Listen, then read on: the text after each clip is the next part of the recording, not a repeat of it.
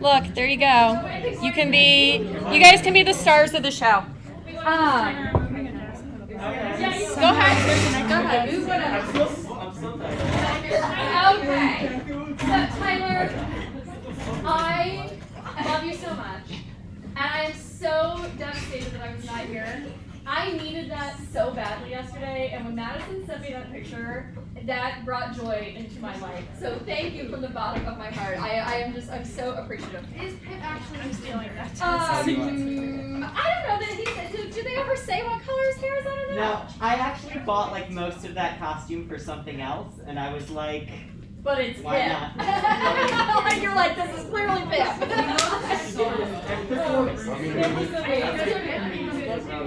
I'm just asking you nice. I'm okay. Okay, so you guys tell me. I want to go over real quick. I want to go over things real quick. I love that you protected your book in a Ziploc bag. You guys, Bettina put her book in a Ziploc bag, protecting its cover. I love that so much, right? Last year my books got wet when it was raining out, so I just keep the plastic bag in my house. Is third period inching ahead in the Who is My Favorite Class race? Yeah. Possible, you guys. Oh no, it's on the recording. Oh no. The other kids are going to find out who my favorite is. We'll edit that. So, what is Wemmick's advice at home? I'll help you. I'll help you, right? Like he and the business Wemmick, the professional Wemmick is just like, no, it's a terrible idea. Throw your money off a bridge. You're never gonna see it again. It's gonna ruin your friendship. Yada yada yada. The home Wemmick is like, what a lovely idea. I will help you figure it out. Were you the class I read with, or was that fourth period where we almost did we get to Wemmick? Like the very end. Okay, great. So we got the girlfriend stuff down, like Wemmick and Miss Skippins. They're an item, right? So it's so cute. Yeah. Now the end of chapter 37 it kills me every time I read it because I'm like, why Pip? Why? And this is how you know Dickens is a master. He knows that we are so over Pip and Estella. And he acknowledges that. He says, a great event in my life, the turning point of my life, now opens on my view. Actually, he's literally saying the thing that's going to happen in this book is going to happen. But I'm not going to tell you about it in the next chapter. Instead, I'm just going to talk about Estella. And we as readers are like, Pip, I'm puking in my mouth. Why? Why are you doing this to us? You know, Dickens is over here, let me cliffhang you on this big moment and let me force you to read more about how I'm hopelessly in love with Estella for reasons that no one understands. Okay, for 38, does he not know that like Estella tricks men and falling in love with her? Because she flat out, no, he knows. He said, no, he does know. He knows, and who lies to you better than anybody else? Yourself. He has lied to himself that Estella tricks everybody else, but not me, right? He thinks he's special. Pip, you aren't special. Honey, you're just next, right? That was he thinks I'm special. She's going to get to the end of all this, and she's going to marry me, and I'm meant to be with her. No. He's jealous that she's not deceiving and trapping him, and I'm like, bro, yeah, no. she says to him, do you want me to deceive and entrap you? She cares about him for not doing it, and he doesn't realize that. To the extent that Estella is capable of caring for anybody, she cares for Pip. Now, I'm not going to say that she's capable of loving him or of being I don't know, worthwhile, valuable romantic partner. She's capable of trying to push him away. Yes, she's capable of trying to push him away. That's really well put. Yeah. She doesn't actually care. Because she says that, you deceive and entrap him, Estella. Yes, and many others, all of them but you. All of them but you. Right? And again, who is Pip all worked up about? Drummel, of course, right? Of all, you knew he was one. The duel was the funniest part of the whole book, and right? everyone else starts to duel each other too. This Tom is so dumb. You guys, this is just are you okay? You're okay? Yeah. Okay. You just looked a little I just want to make sure you're not gonna get sick or anything. Do you need a squishy? because Frank is missing. But we do still have Corey and what's her name? Is it not written on the bottom? What's his name? Becky. Okay. Actually, where is Corey? Oh my God. You guys, Frank is missing. Did you know this? Have you seen it on Owen Valenta's Instagram? You guys, it's there's a reward posted. $5,000, right? I saw that. Yeah. Like, where's Owen gonna get? You know what? I'm not gonna ask. Annika's like, don't. It's her to don't. Anyways, friendships in this room are so tense, so fraught with tension. Anyway, so Estella is saying, yeah, I deceived Dremel, I deceived everybody else. You are the only person I'm not deceiving. And that's like not good enough for Frank.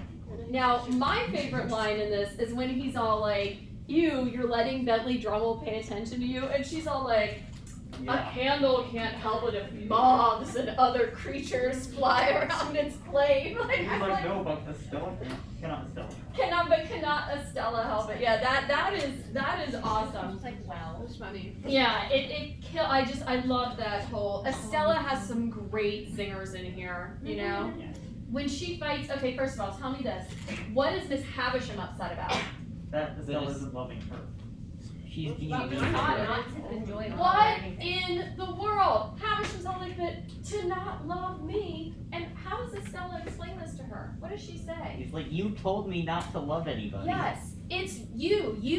You told me that love was bad, that it was, you know, a horrible thing to indulge in, that it only led to pain. And she makes this great analogy. Does anybody remember the analogy that she makes when she's trying to make Miss Havisham understand, like, if you raised me without love, you can't very well turn around and expect me to love you.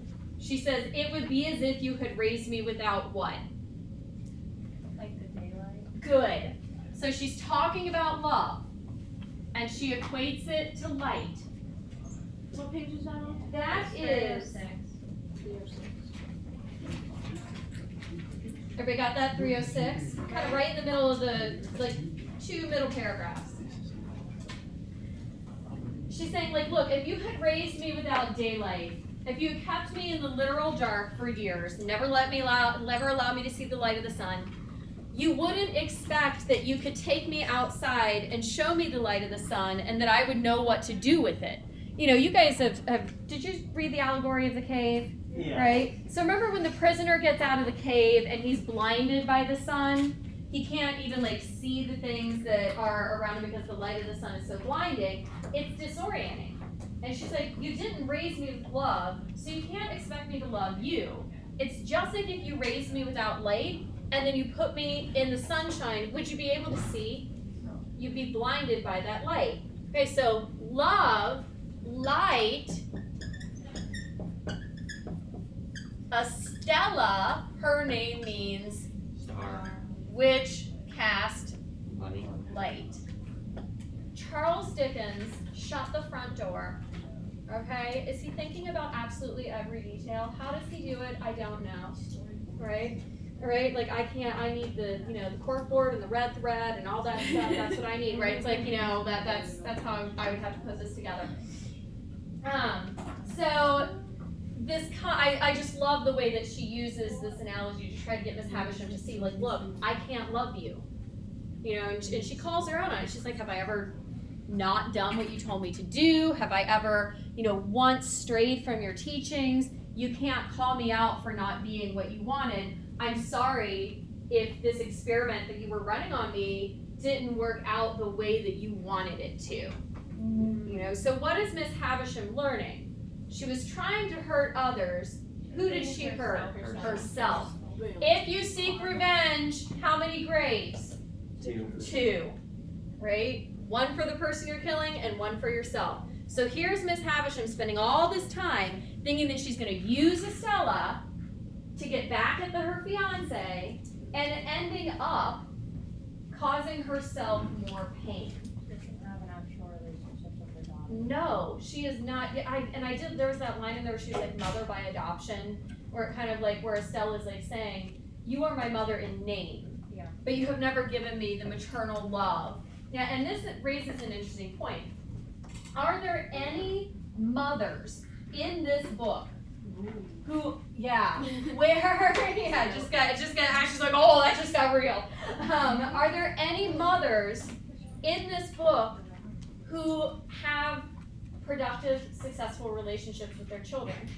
No. Okay, so like, Mrs. Joe is not Pip's mother, but she was forced to function in the place of a mother, and we saw how that went. Remember that initial description of her with like the aprons and the pins and like no compassion, no like all of the stereotypical, and again, this is all stereotypical because we're 18 whatever, but the stereotypical like your mother is nurturing, your mother is compassionate, your mother is there to love you. How? Unconditionally, right? Like, I will love my kids no matter what they do. I do not care, they are my children. If Eloise snaps one day and kills Charlotte, God forbid, but I would still love Eloise. Right? I might be very, very, very angry at her and like never want to talk to her again, but I can't shut that off in my heart. Okay? That was an extreme example. I'm sorry I said it. Please, universe, do not make that happen. Yes?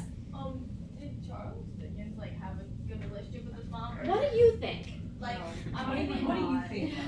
I didn't mean it like that. What did you think? I mean, like, if you had to like base it, and like, so also take into account what you know of his life. Like the fact that his family made him go work in the factory, and even when they paid their debts off, they didn't say you can quit your job and come back, right? Do you think that he had a positive relationship with his parents? Probably not. I mean, my God, the kid is living on his own at the age of 12. And then as soon as he gets financial success, his parents start asking him for money. And so I think, I do not know, but I would, based on what I've read of his life and based on the characters that we see in the book, there is not a lot of positive mothering happening. And if you read, think back, who read Tale of Two Cities? Oh yeah. Okay, are there mothers in that book? No. No. I read Emerald City. Right? Like, No, there was that one grandma who cared for that. Miss Pross. You're thinking of Miss Pross, Yeah. who is paid to care for Lucy, although she cares for her genuinely, right? But Lucy herself doesn't have an actual mother. And this is something that I think that Dickens does really, really well. Maybe not to the extent, did he write what? Did he write it? No. Yes, yeah, that's Dickens. That's Dickens too. Maybe not so much in this novel, but definitely in Tale of Two Cities. I think Dickens, yet again ahead of his time, is, really writing about the concept that today we would call your found family. So, like, are you guys familiar with this concept? Yeah, because Not every family, we're not all born into families that can support us and nurture us and sometimes what we protect us. consider family isn't blood related. Exactly, right? But when you don't have that blood relationship, when that is not there for you, you find your family, right? You find your tribe, you find your people who love you and support you, like Miss Pross did for Lucy in Tale of Two Cities. You'll see the same thing in this book. Clara's landlady is referred to as like a mother figure to her, like with her, Dickens uses the words like her maternal influence. So like Clara's real mother is dead, but she had this, complete stranger who came in and like took on that role and cares for her. He also shows us that like the family that you are with, whether you're blood related to them or not, like Mrs. Joe is Pip's family. Joe is his family, and they don't succeed. Like Joe, I love Joe, and I'm not saying that he's like wrong or bad, but did he replace the father figure to Pip? No, there are still flaws. There are still, things that could have gone better. But has Herbert been like a brother to Pip? Yes. So there's that concept of like found family. There's another novel Dickens wrote called David Copperfield, and in that novel you have an orphan. Dickens is all big on orphans, right? Orphans were much more common then than they are today. But also, you could argue that even if you have living parents, you can be emotionally orphaned, even if you have like physical parents present in your life, right? Like you can be emotionally orphaned. And in that novel, there's a female character, an adult, who kind of takes the main character under her wing and cares for him and loves him.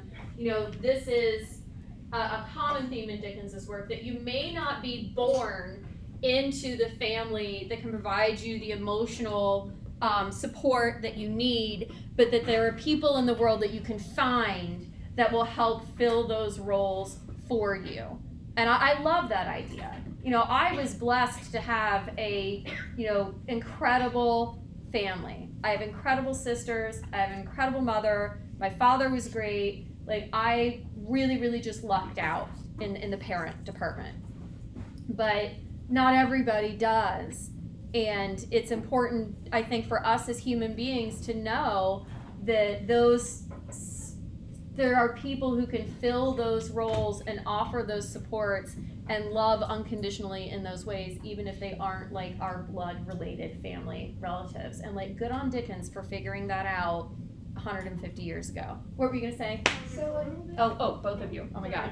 stretch, like, could you consider running like a father? He's got at least mentor, right? Like, if he's not a father figure to Pip, he's at least a mentor to him. I would agree, like maybe an uncle, right? Like, He's you like have what Pumblechook wanted to be. exactly. He's Pumblechook 2.0. He's the upgrade, right? Like he's the upgrade on Pumblechook, right? Like he actually is.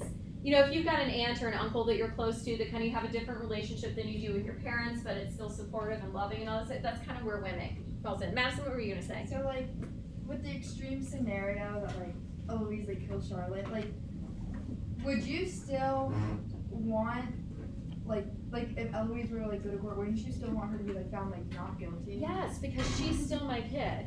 My older sister said this when she had her kids, and it's weird, but it makes sense. It's like, when you have children, it's like you get a whole new heart for that kid, right? You know, society encourages us to think of love as like a pizza or a pie that we divide and that we have to, like, it's a finite resource, and love doesn't work that way. Something that might be a little bit easier for you guys to understand at the stage in life that you're at is think about your pets. If you have one pet that you love, does that mean if you get a new pet that the love you have for the first one is lessened or changed? No, you still love the initial pet. Even if the initial pet has died, you love, you know, you still love the dead pet, you love the living pet, you have one dog, you get another dog, you love that dog, okay? When you think about your friendships, if you get a new friend, does that mean that the love you have for your old friend has to change? I mean, it might, but it isn't necessity, right? You're gonna try. Just friendship breakup right here just happened. But you know, like dead on. I'm gonna drop you. So like, it's harsh here, right? Like, you cannot come to third period and expect to have your feelings spared. It's just not gonna happen. But it's this idea that, you know, I think when you have, you know, this kind of intense love, especially for your children, or for, you know, somebody that, you know, God forbid, like, what if one of your siblings killed another family member, right? Would you want the murderer to, like, suffer and go to prison and all that? Like, these are complicated scenarios, right? But would you like ever forgive them? Is like another question. I don't know. I don't know. Like, Right? like you would still want to Is this take the out guilty? hypothetical you expected to happen when you came to work today? No. What if your children I do have to say, Tyler, this was not a part of my plan. You brought up this hypothetical. You know, I the only thing that shocks me is that I'm not getting observed right now, right? Like, that's the only thing. Well, I mean, there's no principal in here taking notes. Can you imagine, like, it's like your official evaluation. Teacher talks about possible murder of children, right? Do you get nervous when you get observed, or is it just like normal? No, I don't. I've been doing this long enough that I'm like, I want it to go well, but I also, like, No, they it's won't one fire day. It's one day, right? They're seeing me for 45 minutes. They might not see my best lesson, but I know I do a good job on the whole, so it's all right. Yeah. Yes, you can go to the restroom. Go to the bathroom. Don't live in suffering, you guys. You know, like, we should all just go when we need to go, right? Okay, what else? You guys are doing such a good job with this discussion. Do you have glow in the dark?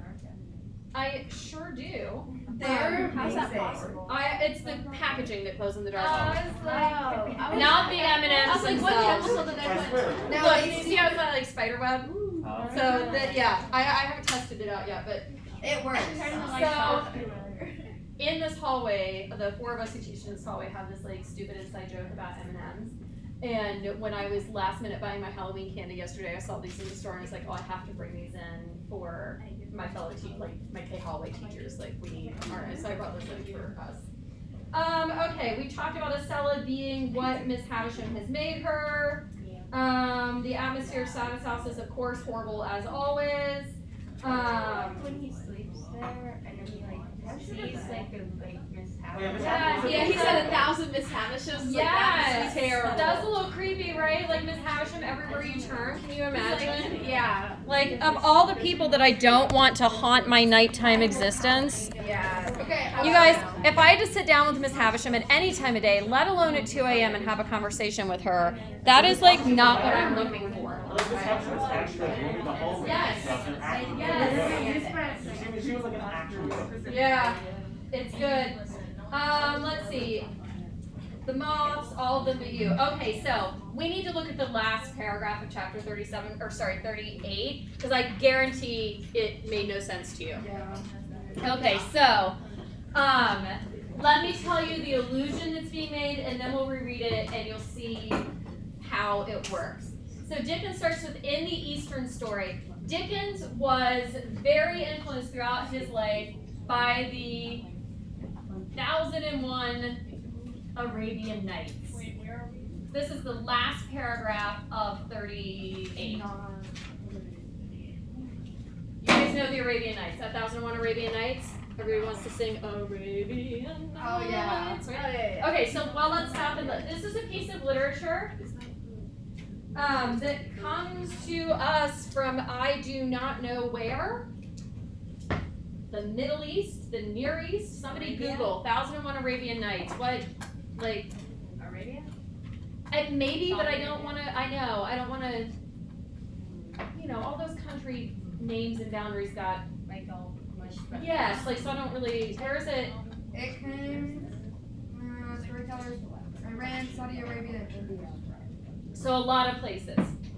Okay, it's one of those like works of literature that's sold. It's not like one author. Yeah. Now, Dickens was fascinated with the stories from the Arabian Nights. So, like Aladdin is one of the stories from the Arabian Nights. Ali Baba and the 40 Thieves is a story from the Arabian Nights. Wait, so the Arabian Nights is like a big book of It's a stories? collection of lots of little stories. Okay, but there's a frame to that story.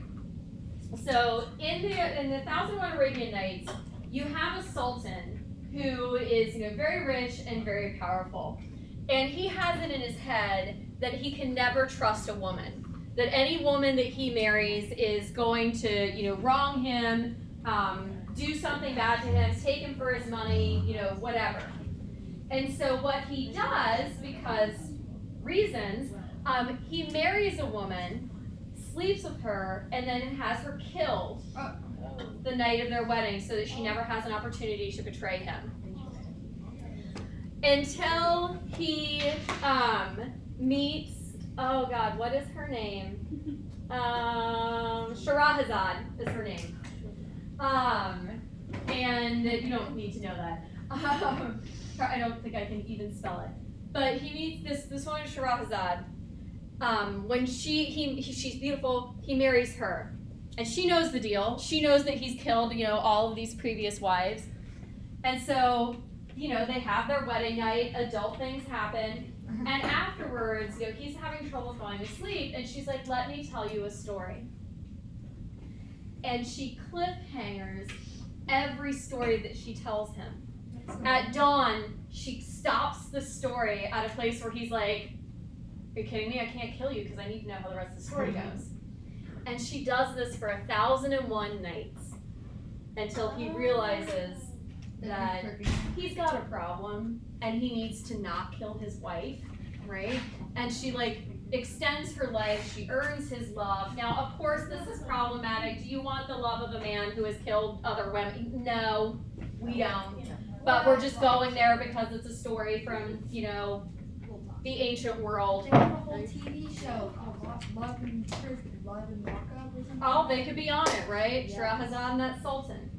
So there are lots of different versions about how he killed his wives. The one that Dickens is exploring here is the idea, and this is gonna you're never gonna remember this, but this is gonna come up again when we read Hamlet, is that over the bed he has suspended a giant slab of rock, and that it's on ropes. And that after they have, fulfilled their earthly desires, he has his servants cut the ropes, and so the rock falls and crushes the woman. Oh, That's messy. that's terrible. Right? It is terrible, right? Like, So the servants are like an accomplice. oh yeah, totally. I mean, they're servants; they have no choice, right? So that imagine that image of like the stone suspended above somebody who is like clueless, peacefully sleeping, you know, not aware. I feel like she was like seeing that thing like moving or I don't know. So He's you got it can- covered up with, I don't know, fabrics or something, right? Okay. Tonight. Yeah, right. He's like, don't mind me. I'm gonna sit over here in my chair by the fire for a little bit. It's like a red flag. Yeah, it's Especially like when they just like, you know. red flags. You guys, I mean, this is a life lesson. Look up.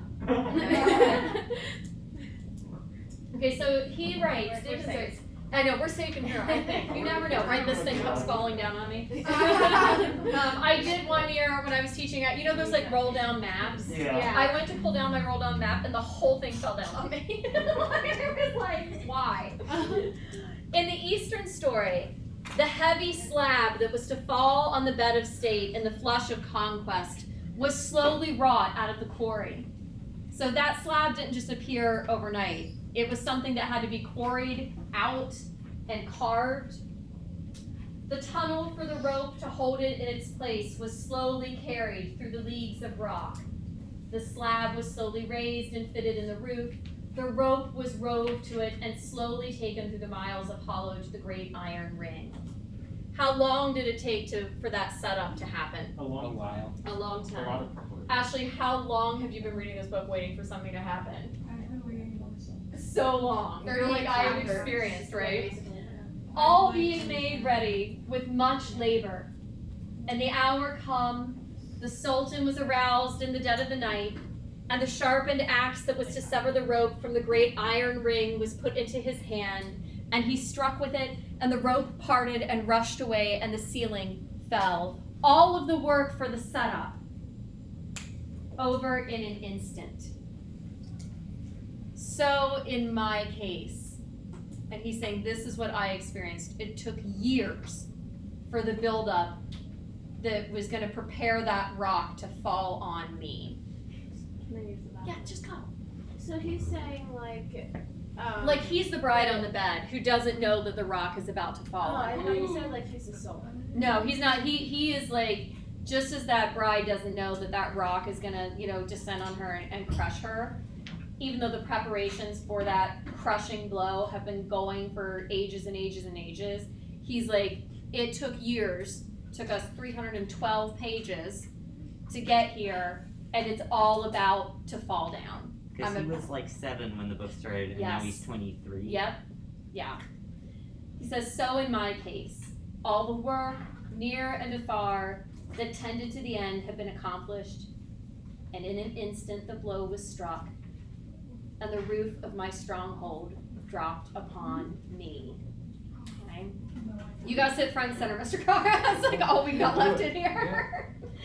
So does that paragraph make way more sense now? Way more sense. Yeah, I know. Yeah, When I I was confused. doing the reading last night, and I was like, oh, no one is gonna Basically, understand this. everything's Like, gonna come crashing down. everything's gonna come crashing down on him, right? So that one's a It's little, all gonna crash. it's complicated, but now we know, okay, bad things are about to happen. Yes. Is this future him like saying like I didn't realize Yep. everything was gonna fall? Good. It's exactly what it is. It's adult Pip looking back and saying, I was as clueless as the bride who's about to be crushed by that descending slab. That's how I was. So of course we want to know What's the slab? what's the slab, right? Like obviously Pip isn't literally going to be crushed by a giant stone. I mean, anything could happen. But what is the slab? Is he like regretting any of his? Adult Pip? Yeah. Yes. Okay. 100% yes. And even we're gonna see like current timeline Pip. Okay. Like be like, what did I do? Yeah. You know, like this is the story. Like from this part on in the book, this is how he becomes who he is when he tells us his story.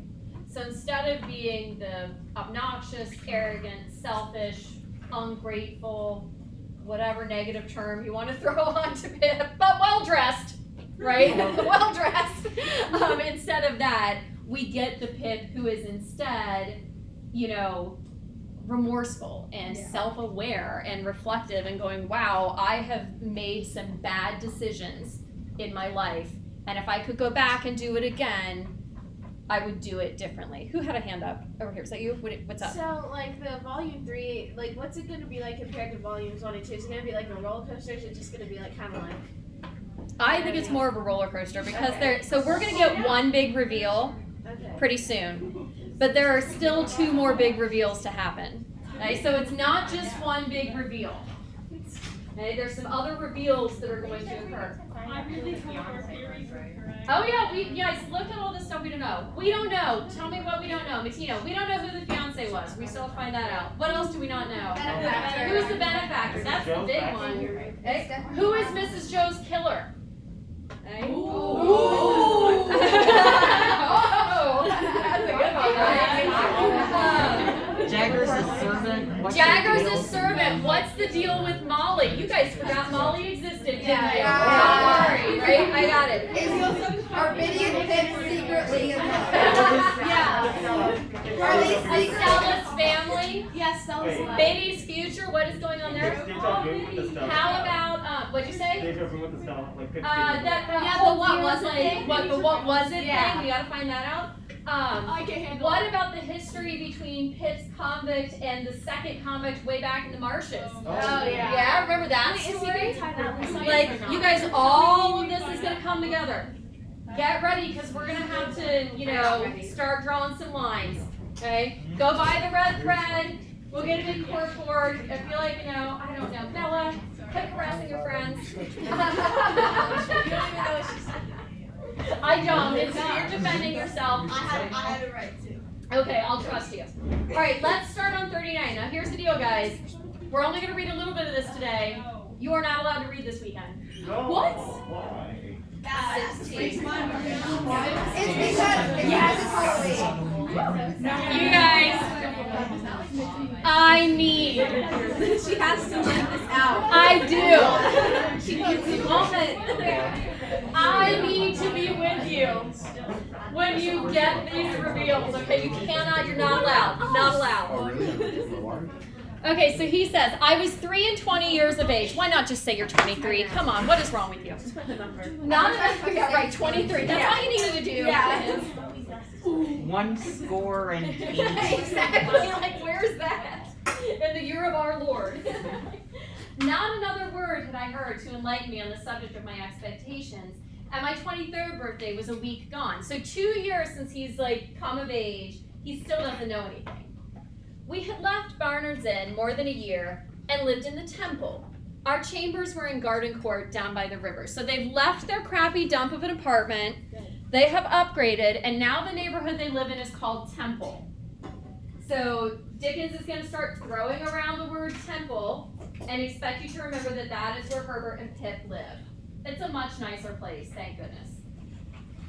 Mr. Pocket and I had for some time parted company as to our original relations, though we continued on the best terms. So he's no longer being tutored, like he's, graduated or whatever, but he's still friendly with the Pocket family. Notwithstanding my inability to settle to anything, which I hope arose out of the restless and incomplete tenure on which I held my means, I had a taste for reading, and read regularly so many hours a day. Because he's like, I wasn't really doing anything productive with my life because I'm a gentleman and I don't have to, but I did like to read, so I kind of set aside, a number of hours a day for reading. That instantly reduces Kipping Ryan, right? How do I get this life? Right? Like, what is it? He's like, well, I didn't have, I so wish I didn't have to have a job, but I just, set aside some time for myself to read. Okay, that's fine. He says that matter of Herbert's was still progressing, and everything with me was as I have brought it down to the close of the last chapter. Business had taken Herbert on a journey to Marseille. Anyone want to take a wild guess where Marseille is? France. In France, right? It's all Frenchy. I was alone and had a dull sense of being alone. Dispirited and anxious, long hoping that tomorrow or next week would clear my way, and long disappointed. I sadly missed the cheerful face and ready response of my friend. So he's lonely, we're setting the mood. Pip's, he's alone and he feels alone. It was wretched weather. He has no friends because he's a So is jerk. the weather like foreshadowing? Like, Yeah, pathetic fallacy. Very, very good, okay? This whole next chapter, right? It's wretched weather, and that's exactly what Dickens is doing. He's like, let me pathetic fallacy it up in here. Let me make the weather match. Wait, can you explain what that I means? sure can. Remember, pathetic comes from pathos, which means feeling. A fallacy is what kind of a belief? False. Good, false belief. So the false belief that nature is responding to your emotions, right? Authors use this all the time. They use it to create a mood, to establish an atmosphere. Always And the dark. as I think Madison just said right now, in this particular instance, it's functioning as foreshadowing. So it's a dark and stormy night. We know what kind of things are going to happen. Bad. I mean, obviously it was nighttime. What did we learn about nighttime? Not Nothing good happens. Yeah, nothing good happens after dark. So like, what are you even doing? Yes, go ahead. So listen to this weather. We'll feel it. It'll be relevant to us today. Stormy and wet. Stormy and wet. And mud, mud, mud. Deep in all the streets. Right? This is Ooh. like convict weather, I feel. Convict weather. period. Like Annalise. the marshes. And Yeah. and That was good. Good job. Convict weather. Day after day, a vast, heavy veil had been driving over London from the east, and it drove still, as if in the east there were an eternity of cloud and wind. So furious had been the gusts that high buildings in town had had the lead stripped off their roofs, and in the country trees had been torn up, and sails of windmills carried away, and gloomy accounts had come in from the coast of shipwreck and death. Violent blasts of rain had accompanied these rages of wind, and the day just closed as I sat down to read had been the worst of all. Okay, now we're going to take it even further. Storms. If you, that is the, look at that R. What is that, like, what's happening there? That's That is, like my R. yeah, that's a mess. Let's make that a little bit more I swear like my an R's R. look like V's. It's the problem. The storms, if you were to look up storms in a symbolism dictionary, did you guys do symbolism dictionary stuff way back in ninth grade? Did you ever? No, that was, okay. So they exist, there are dictionaries, I've got some over there on the shelves, where you can look up a symbol and say like, okay, what does water mean when we see it in literature? What does fire mean? You know, that kind of stuff. Storms, one of their symbolic associations is that they represent a soul in chaos. Right? Because storms are chaotic. The wind, the rain, the shipwreck that we see, the roofs being blown off houses. The weather is chaotic. And when you see a storm happening in literature, you should be asking yourself, is there a character whose soul is in chaos? Is there turmoil? Yeah, that's it, right? I mean, let's just say it. If there's a storm, you should not be expecting, like, you know, pleasant rainbow sunshine, that kind of stuff. This is not going to go well.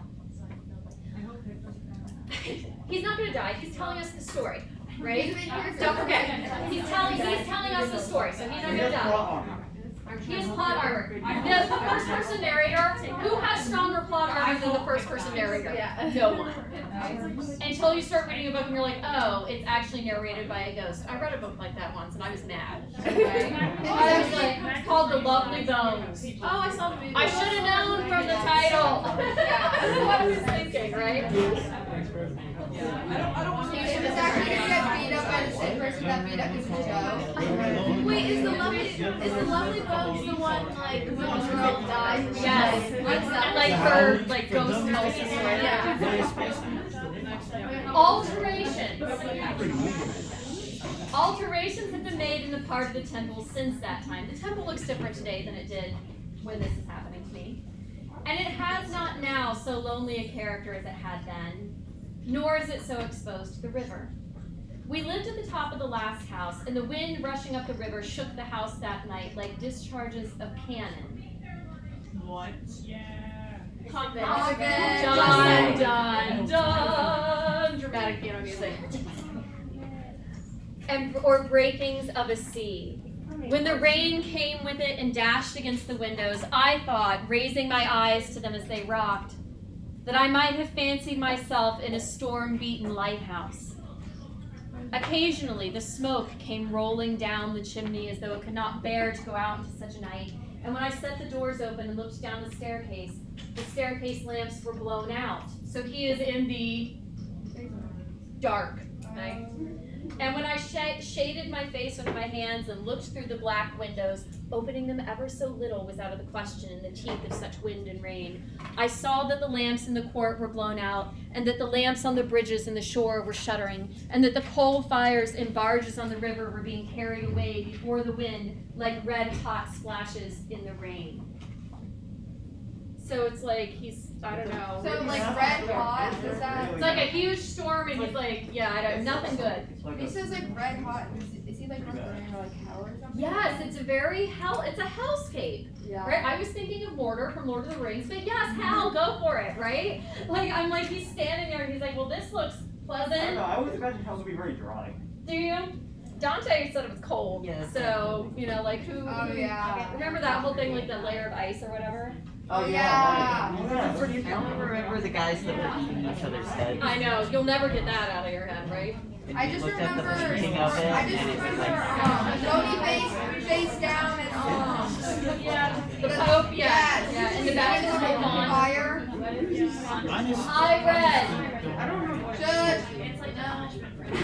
I read with my watch upon the table, proposing to close my book at 11 o'clock. As I shut it, St. Paul's and all the many church clocks in the city, some leading, some accompanying, some following, struck that hour. So it's 11 o'clock at night, he hears the church bells ringing. The sound was curiously flawed by the wind, and I was listening and thinking how the wind assailed and tore it when I heard a footstep on the stair. I mean, it's literally. What nervous folly made me start and awfully connect it with the footstep of my dead sister matters not. He's like, I thought of my dead sister. Like, that was just the first thought that came into his head. He's like, I don't know why, but that's what I thought he's of. like, there's a ghost in here. Yeah. Is his first thought.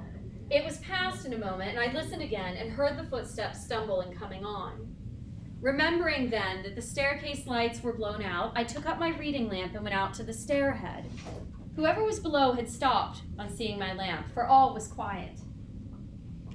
There's someone down there, is there not? I called out, looking down. Yes, said a voice from the darkness beneath. What floor do you want? Top. Mr. Pip. That's my name. There's nothing the matter. Nothing the matter, returned the voice. And the man came on. I stood with my lamp held out over the stair rail, and he came slowly within its light. It was a shaded lamp to shine upon a book, and its circle of light was very contracted, so that he was in it for a mere instant and then fell out of it. In the instant, I had seen a face that was strange to me, looking up with an incomprehensible air of being touched and pleased by the sight of me. Does he recognize this person? No. Does not know who it is. That is where we will pick up together No. on Monday. Do not read. Do not rob me of the joy of seeing you react to this.